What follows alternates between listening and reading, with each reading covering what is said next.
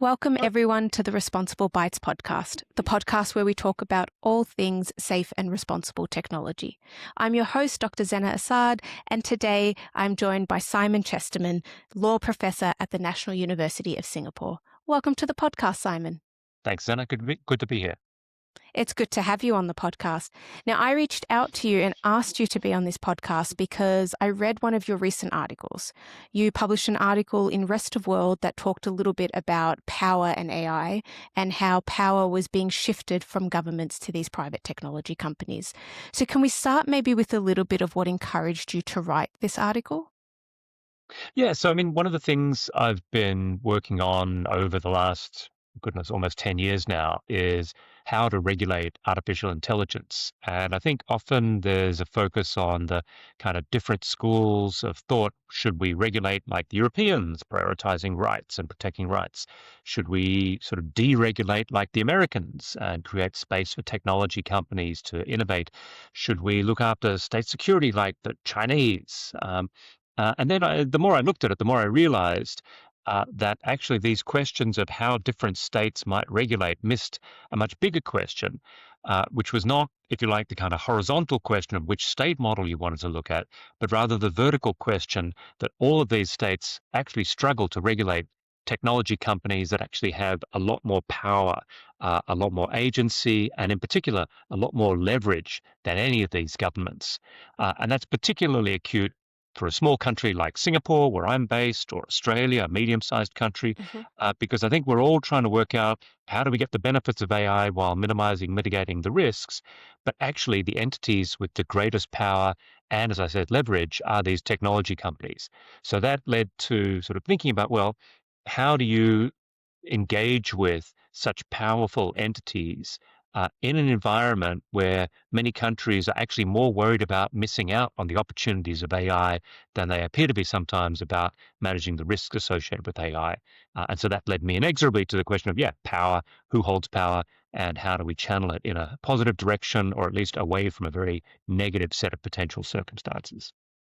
In your article, you also kind of talk about three categories of perspectives. You talk about the utopians, the dystopians, and then the pragmatists who sit in the middle. Where do they fit within this power conversation, and how do they actually influence the governance mechanisms that people are trying to put forward? Yeah, so it's always hard to regulate fast-moving technology because there are many unknown unknowns. Anyone who's listening to this podcast presumably is familiar with how quickly things change. And so in that environment, people's response to that uncertainty has been to sort of gravitate towards three broad schools of thought. The first is what I would call the techno-utopians. These are the people often at the cutting edge who are basically convinced AI is going to transform the world, make us all incredibly rich, or at least release abundance, and there will be human flourishing, and everything's going to be great. And anyone who And they're said, conveniently usually working in those tech companies as well. indeed, and it's a justification for giving them huge amounts of money and no accountability. So Yep. those are the techno-utopians. And it's conceivable that they're correct, but it's interesting that there's actually a significant overlap between them and the second group, the dystopians, which is not just doomers saying that AI is this evil technology that's going to enslave humanity.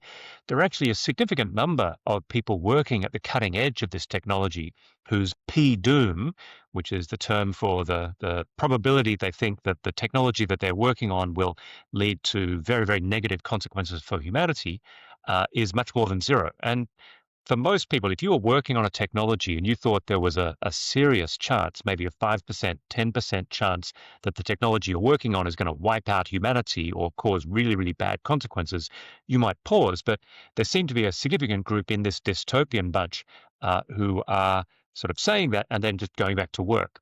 And so we've seen efforts to try and pause AI development.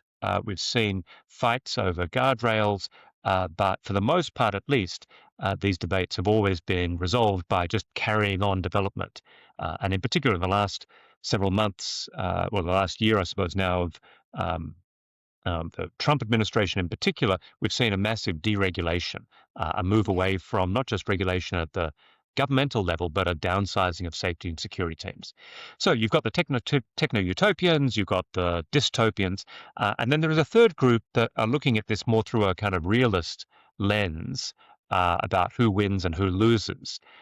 And that's where I think that's an interesting set of discussions, but it tends to focus on this as a zero-sum game at the geopolitical level.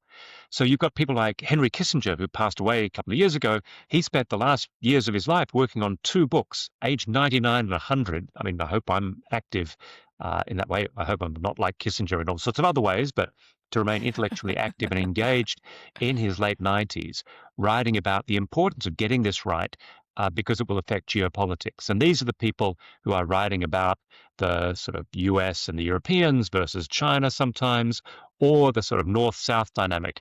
But again, that question of who wins, who loses, who has power, who has leverage, I think misses the boat if they're only focusing on states, because actually it's the companies themselves that tend to have much more power. And so the realist dynamic that I would like to focus on isn't just, well, should the Europeans and the Americans gang up on China, which is what's sometimes presented, but rather how do all of us as a species, if you like, regulate technology that has much more power at the corporate level than any political entity has at the traditional structures of how we manage power in society through states. And so the analogy I draw is with the East India Company in the 19th century, because I really had to look back for sort of historical parallels. And the East India Company in the mid-19th century controlled about half of global trade, and it had its own army. Now, the current AI companies don't control quite that amount of trade. They don't yet have their own armies, although we've been seeing really interesting debates about how this technology can be used for military purposes. But in Yeah, terms we of have. social, political, cultural capital, they have much more influence than any company or set of companies ever has in the past. So that's different ways of framing the debate. But I think the real challenge, the real sort of where the rubber meets the road, is how anyone can shape behavior of a set of technology companies that, for the most part, seem to have been steamrolling ahead with very little to stop them, let alone slow them down. When I read your article, one of the things that I reflected on, and I'm reflecting on it again now in what you're saying, is there seems to be quite a strong thread between regulation and power. And what we're seeing is a very uneven distribution of power that is leaning heavily towards these technology companies. And they are also the ones who are advocating and lobbying for a lack of regulation. We've seen that in the US, but I can also reflect on Australia. We've seen it here in Australia as well. We had a shift in some of our politicians and we changed from momentum towards AI safety regulations to now basically pushing that under the rug and moving forward on innovation and economic growth. So there seems to be this quite strong thread between regulation and power. Do you think that is a reason why there is such a strong deregulation stance in order to be able to maintain that power? Well, I think firstly, I am sympathetic to politicians who are struggling to understand, let alone regulate these fast-moving technologies. And there is a real risk. There is a risk of over-regulating. There is a risk of under-regulating. And I can tell you from the Singapore position, if it's a question of under-regulating and exposing people to risk and over-regulating and constraining or limiting innovation or driving it away, Mhm. Singapore, at least in the economic space, will err on the side of under-regulation. And you're absolutely right about the sort of whiplash. It depends what the political environment is, but also what the latest scandal is. So, in the aftermath of deep fakes that have undermined integrity of elections, that have spread misinformation, disinformation during the pandemic, I think there was real wariness about this technology running amok. And so you had that, plus the fear of biological weapons being developed, these systems getting out of control or being uncontainable. And I think that was what led to the AI safety initiative, which wasn't just at Australia, it was at the global level. You had in the United Kingdom the Bletchley Summit on AI safety, you had the launch of AI safety institutes. But 2 years later, by the time they got to Paris in early 2025, that initiative, which was launched as AI safety, had become AI action. And it really reflected the sort of flip side of this, which was that governments saw that there was huge opportunity here, lots of economic potential in AI, and so they were much more they basically pivoted from worrying about misuse of AI to misuses of AI, and wanting to make sure that they didn't get left behind. And so in all of this, the problem again for governments is there's a real challenge in terms of leverage. And one of the tragedies of the AI governance space is that those with the greatest leverage, the technology companies, have the least interest in regulation. Those with the greatest interest, civil society, to some extent, states have very little leverage because of that fear of missing out. And so, yeah, that's one of the challenges that puts regulators, including those in Australia, in a difficult position. Although one sort of maybe a germ of hope is that you've at least seen in the Australian context some rallying around the question of children, with things like the age assurance ban of social media accounts, which I think many countries around the world are looking at closely. But that really depends on what you think your risk appetite is and what your areas of concern are. So I think there's general agreement we probably want to look after kids. Um, in some countries, so Singapore, there's a lot of worry about misinformation, disinformation, because that might undermine faith in public institutions, trust in the government, and so on. Still, other countries are worried about autonomous weapons. And so, yeah, I think there's a proliferation of concerns around the world, but when it comes down to government, there is a risk of doing nothing, but sometimes that's outweighed by the fear that they might be seen as overly holding back this technology that at least appears to have some potential for economic transformations. My reflections on the social media ban in Australia, it's not that I disagreed with the ban, but I think my issue with it was that it felt like a band-aid to a much larger problem. And I think this is the issue that I'm having with the way that AI is being approached by governments in particular. So the social media ban was, we care about the youth, we care about the impacts to them of social media. And when you ask them what those impacts are, it's things like misinformation and disinformation and mental health. And one of the reflections that I had when they put the ban forward was this doesn't actually address those problems. It just delays the exposure to those problems. And I think this is one of the core issues that I have. It's like they want to harness the benefits of AI and not miss out on the proposed opportunities, but at the same time, they can see that there are issues with it. And their kind of middleman solution is to put this gentle band-aid on top that says, well, we're not going to let anyone under 16 use it. But it doesn't actually make the problem go away. The problem still is there and it exists. We've just delayed the exposure for a certain group of people, and we haven't given them tools and resources in order to deal with the problem when the time does come for them to be met with it. And so I don't really think, this is my personal reflection, I actually didn't think the social media ban was an effective mechanism. Well, I mean, it's too early to say. And the dilemma, and I suspect you followed the Australian debates more closely than I have, although there's a lot of interest around the world, is Hmm. something better than nothing? Now, some would argue that no, nothing would be better because that would force debates about these larger questions. But I think we have a couple of challenges in this regulatory space, which is one is just that around the world, people, and this is a consequence of this technology being developed by for-profit companies. These companies are spreading the technology around the world and then telling people, now you make educated choices. And so for parents, and I've got teenagers myself, every family is then being told, well, you have a reasonable discussion and you come up with some sort of sensible limit.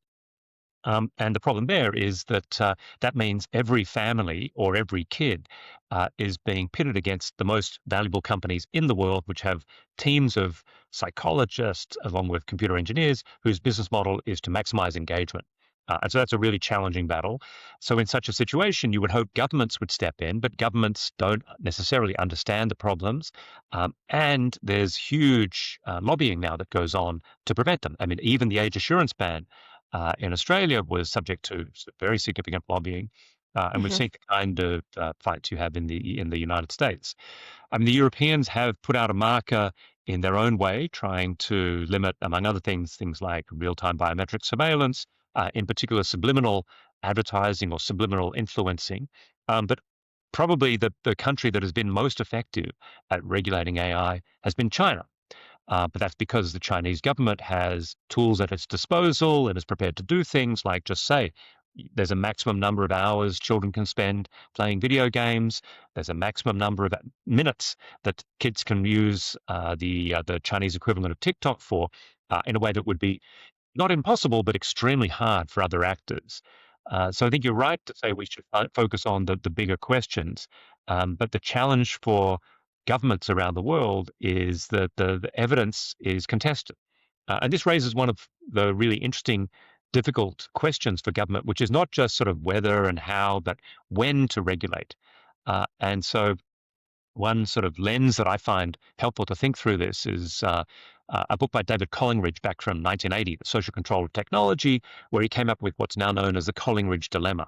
And this is that at an early stage of innovation, new technology, your ability to leverage is high, but your knowledge of the risks is low. And as time progresses, your knowledge of the risk goes up, but your ability to regulate goes down. And so bring that back to social media. So we've had social media for 20 plus years since Facebook was launched in 2004, the iPhone in Isn't that 2000. wild? 20 years. It just Yeah. still feels new, doesn't it? And we're still fighting about, well, does it cause teenage Yeah. anxiety and depression?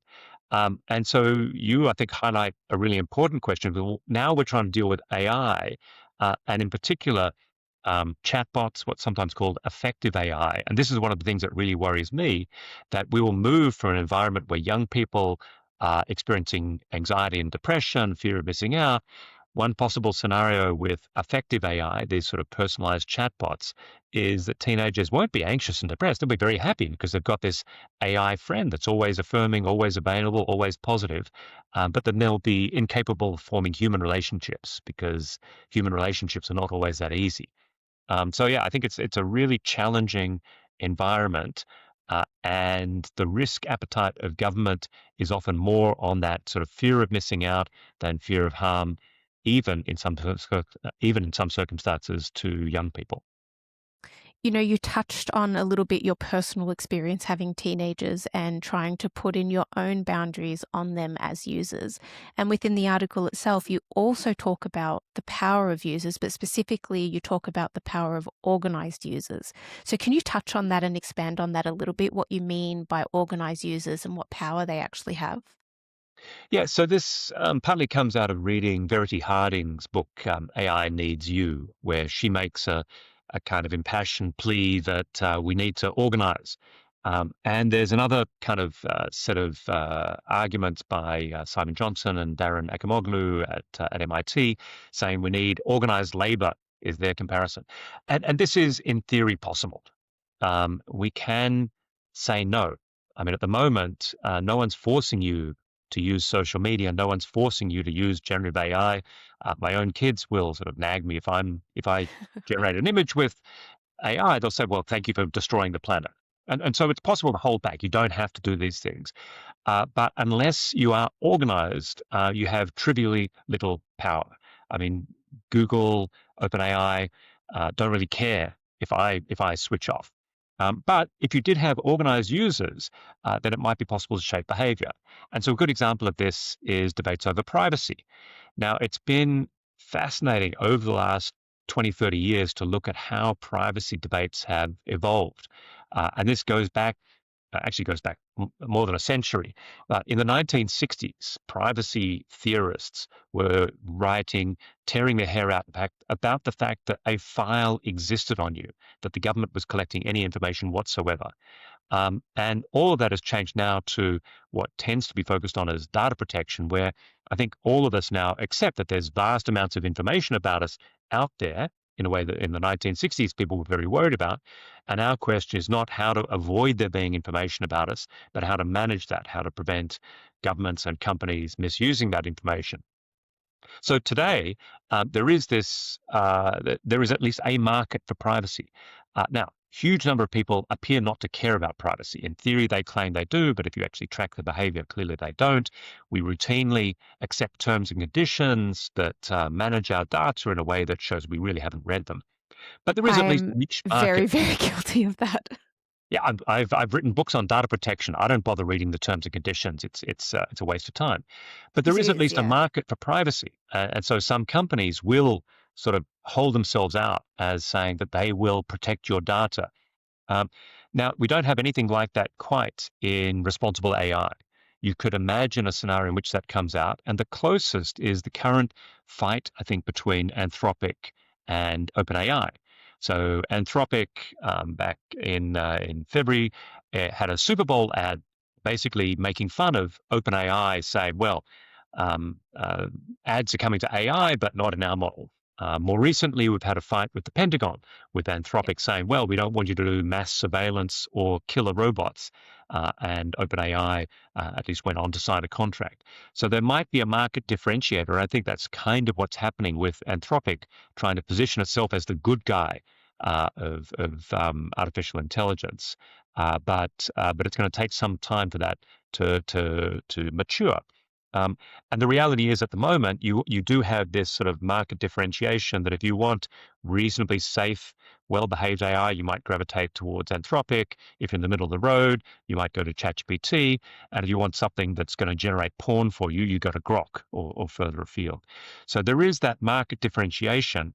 But at the moment, yeah, there's no real evidence of people stepping up and saying they care enough about this to say no. And until that happens, the AI companies are going to continue to be driven by the incentives in front of them, which at the moment at least is user engagement. And unfortunately, the thing that tends to engage users and keep them talking with AI is the more salacious, the more provocative, the more edgy behavior. One of the things I talk about in my writing is that the biggest success of AI is not the technology itself, but the marketing agenda behind it. So I'm curious what your thoughts are on the power of the marketing agenda behind AI and how that actually impacts users. Because, we have information out there. And as you said, your kids guilt trip you every time you use AI to generate an image and tell you that you've impacted the climate and you've ruined the world. So they understand the impacts of these technologies, that information is out there, but it does feel a bit drowned in the hype and the marketing behind AI. And what's also interesting is that these companies own a lot of the social media platforms that we use. So they have a lot of power in navigating how narratives are pushed out into the world. So how do you feel about the power imbalance that these companies have through their marketing agenda and how that actually impacts users?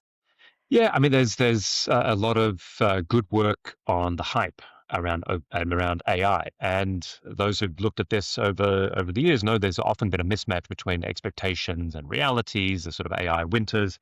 You've got people like the authors of AI Snake Oil and AI as Normal Technology saying, "Oh, this is all a bit overblown." And there is an element that appears to be sort of the hype around AI being that generative AI in particular is a hammer in search of a nail. Now, and consulting companies and boards that are saying, "Oh, we've got to be an AI first company," without actually translating that down into the system. Um, so I think there's certainly an element of hype. There is a clear, massive bet being made on AI, given the leveraging of the stock market, the valuations. I'm not one of those who says that this is completely overblown. I think we are starting to see real economic benefits in a narrow sense, meaning productivity gains in companies. The question is whether that's actually going to translate to throughout the economy. Um, and this is where, again, the incentives are very different. So taking a step back, um, what's now generative AI started in universities. Stanford was one of the first sources of the early models, but over the sort of 2012 onwards, and what became sort of generative AI, it's just essentially moved from universities to industry. Now, I don't want to be too starry-eyed about universities, but curiosity-driven research with some sort of commercial benefit means that universities take a slightly longer time horizon. Um, Now, companies have quarterly earnings calls. The amount of capital invested in these companies means that they've got to start demonstrating at least a path to a profit, which is why OpenAI is doing things like talking about running ads, talking about having erotic chatbots, two things they said they would never do, because they're incentivized to make money. And so the challenge as we think about the real benefit of AI is what's it actually going to focus on? Because there are two kinds of possibilities. Ideally, AI augments humanity, enables us to do things we could never do ourselves. And there are examples of that. So AlphaFold, Google DeepMind's project that won Zena Assaad the Nobel Prize for Chemistry in 2024, is the sort of work that basically to do protein folding, it used to take a PhD 5 years, and they could do instead of taking one person 5 years, they did 200 million, saving a billion PhD years in order to explore protein folding. So this has transformative potential for drug discovery. So really amazing stuff. The problem is many companies are incentivized not to do those things that might take years to materialize benefit, but to do something that will have an immediate economic income impact because they've got quarterly earnings calls. And so that rather than addressing these long-term unmet needs, the focus is on met needs. How can we cut costs, increase productivity? And the easiest way to do that is to replace human labor or to monetize human attention. And so that's where we're seeing a lot of energy on AI applications, essentially cutting jobs, in particular, cutting back on entry-level jobs. And so in one sense, yes, that means maybe it's not hype, maybe it will save money, but the net consequence might be merely to massively increase inequality, which I don't think anyone would say is at least a desirable outcome, even if it appears to be a pretty likely one. No, I don't think it would be a desirable outcome. And earlier on, you mentioned China's approach to some of these issues, and they have a much, I don't know what the correct word is to use here, maybe a much more forceful approach in how they're trying to put forward some of their measures. So when thinking about these kind of broader problems and the inequality that they could manifest, what are some of the things that we could actually learn from China? I think it's very easy to sit back and say, well, this is how China does it and we don't do it this way. But are there actually grains of truth in some of the things that China is trying to put forward? And can we learn from some of their approaches? Yes, I mean, China's engaged in the kind of surveillance that I think many countries would be quite wary of. That's certainly what Hmm. Anthropic was warning about with the Pentagon. But maybe two things that China's done that is at least worth looking at um, is in anti-competitive behavior and maintenance of certain social values. On the anti-competitive behavior, I mean, there's been lawsuits and what's called antitrust or competition law lawsuits in both the US and the European Union against the big technology companies, for the most part unsuccessful. I mean, Google lost in theory in the United States. It's not clear what that will actually mean in practice. Uh, China actually broke up Alibaba into six constitutive companies. Now, that was partly an anti-competitive activity, but partly also just political power. These companies were getting too big for their boots, and so China broke them up. But so in one sense, that shows that it's possible if you're really motivated. And so that's one scenario. The second thing that China's done is that in addition to the sort of surveillance activities, they've been requiring algorithmic transparency. They have been trying to require that generative AI models be truthful, also in alignment with socialist values, which might not be every country's cup of tea. But it's at least demonstrated that there is a willingness to exert political power, to spend political capital in trying to regulate these companies. Again, the way in which those powers have been exercised might not be to every country's liking, and different political systems will have different solutions. But at least it's proof of concept that you can do it if you're prepared to step up. I think it's if you're prepared to step up. I think it's also if you're prepared to take a different approach to the adoption of AI. I feel China is one of those countries that doesn't seem to be buying into the hype. They definitely see the potential of AI. I mean, they've invested millions in data centers across their country and they're investing in sovereign AI. They see the potential, but they're more cautious and apprehensive, I think, when it comes to how the technology is being disseminated across their general public and their general users. And I think that's also something that we can potentially take away is being able to look at the positives while also trying to mitigate some of those negatives. Now, I don't agree with the kind of blanket forceful approach that they choose to action these kinds of things with, of course. But I do think that there's something in the stance that they're taking that is really demonstrating a different way of doing things that veers quite differently from Europe and the US. Yeah, and it's very much the AI should be an instrument of the economy, and the economy is an Hmm. instrument of the political entity. I mean, so China's approach to rule of law, the Supreme People's Court, comes under the Communist Party, and so it's very much in service of that sort of larger goal. But yeah, AI is seen as one of many instruments that the state will deploy in order to, yes, benefit the population. And China's economic transformation over the last half century is quite astonishing, lifting millions and millions of people out of poverty. But yes, regarding it in service of the state. You've got a very different approach in the United States where it's very Hmm. much, okay, we're going to let them go crazy. The United States actually had this proposal a year ago, which didn't end up passing, which would have banned state level legislation that would regulate AI. You have I no do means remember this. regulation. Um, and then on the other hand, you've got the Europeans saying not an instrument of the state or the absence of the state, but trying to protect individuals with the various rights being protected in the European context. And I think what we're seeing in the United States is a certain wariness of these companies being able to do whatever they want, and also a certain wariness in the European context that by having what is seen by some as burdensome regulation might be holding back innovation or limiting Europe's potential. I should say, though, some in Europe, many in Europe, might well say that it's a price worth paying.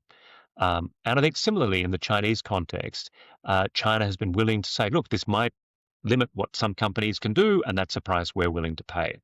The problem for smaller countries, and again, I'd count Australia and Singapore in that context, is there is this real wariness that all we would do, I mean, you could have the best legislation in the world to protect people's rights, and all it might mean is that those companies, those big companies, might exit these markets in a way that even in Europe, despite the regulation, it's a big enough market that companies aren't simply going to exit that market.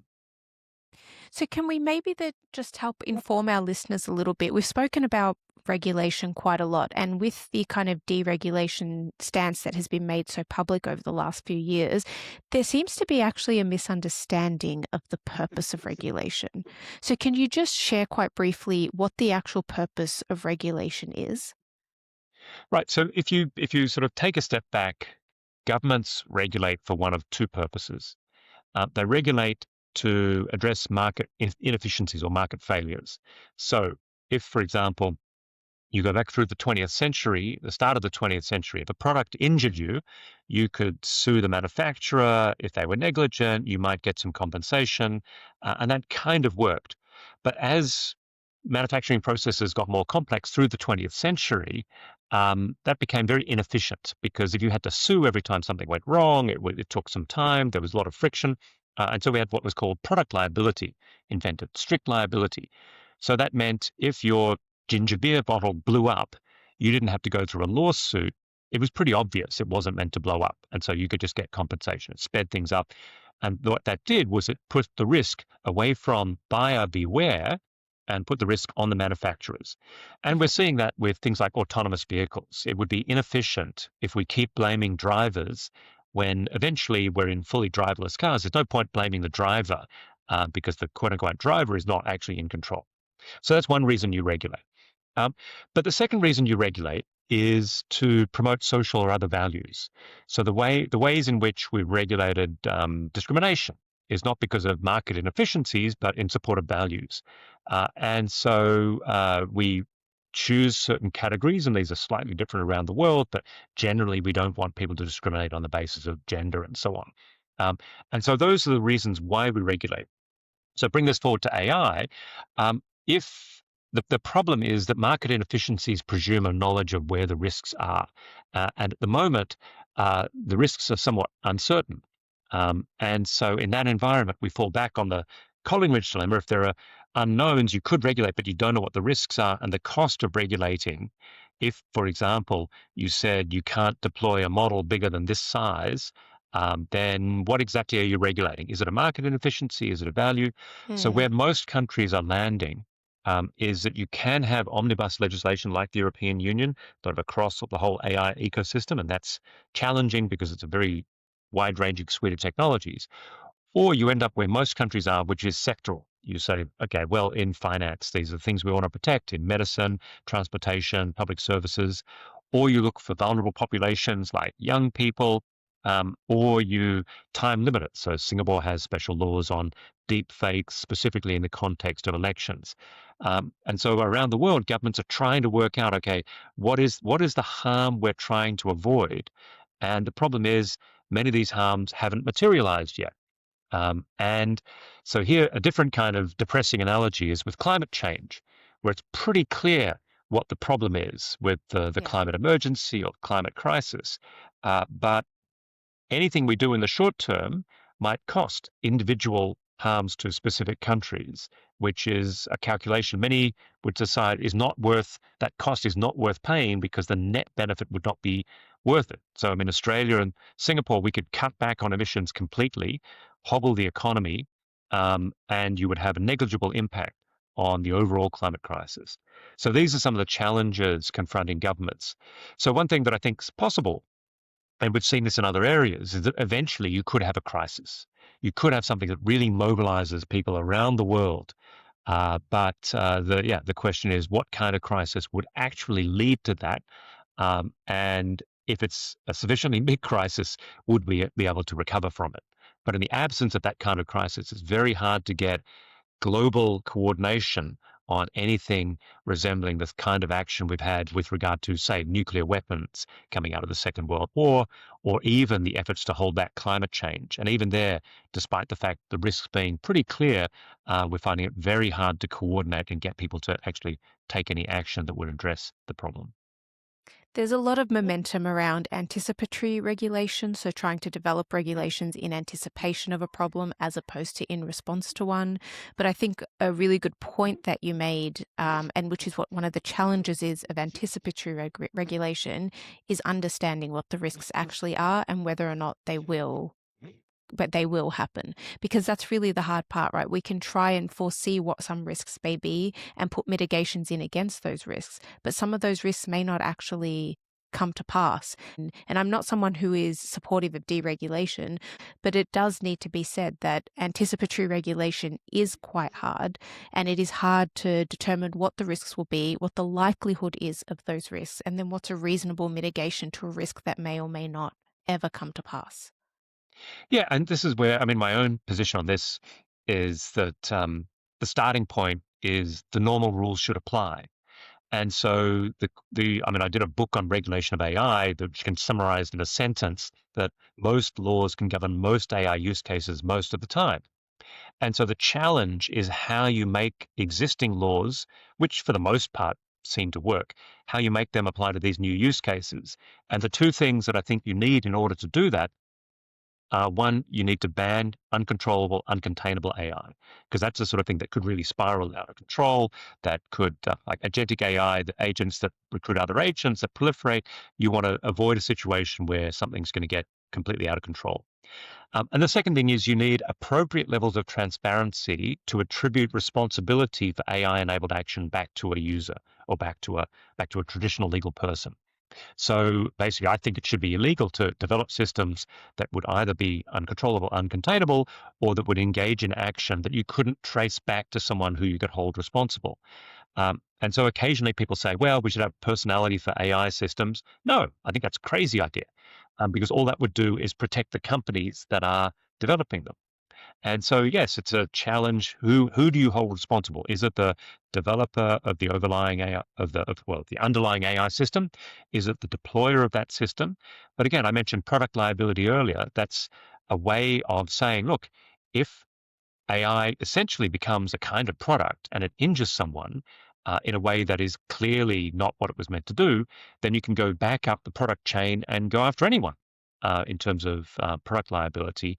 And then the various manufacturers and distributors can sort out liability among themselves.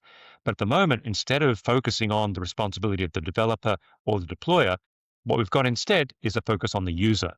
So certainly in the Mm. areas like generative AI, the main consequence is now a little line at the bottom of ChatGPT that says ChatGPT makes mistakes, which is very succinct lawyer speak for this is on you, not on us, anything Yeah. that you follow. Yeah, it is putting it back on the user, really, which is a very interesting stance to take. I think this is a great segue into the last question, which is the question that I ask all of my guests, and it is: what is one piece of advice you would give for people for engaging with technology safely and responsibly? So, what is your one responsible bite? So, for generative AI in particular, what I would tell anyone, what I tell companies that are looking at this, experimenting, is generative AI You need to treat it like a very, very smart intern with a drinking problem. And what I mean by that is very, very smart, can do amazing things. So use it. Don't be shy. Don't be hesitant about experimenting, but treat it like an intern. So you can't blame the intern if something goes wrong. You can't go to your board and say, here's my presentation. The board said, this is terrible. You can't then turn around and blame the intern. This is on Yeah. you. You've got to take personal responsibility. And then the drinking problem or drug problem maybe is you can't tell when the system is going to hallucinate or confabulate or do crazy things. So yeah, educate yourself about this, experiment with it, but don't think you can abdicate responsibility for it. That's really wonderful advice. Simon, you have been absolutely fantastic to talk to. For all of our listeners, I will leave a link to Simon's article and to your book that you mentioned and the other 2 books that you recommended from other authors in the description. But thank you so much for your time today. You genuinely have been absolutely fantastic to talk to. Thanks, Zena. Great talking with you.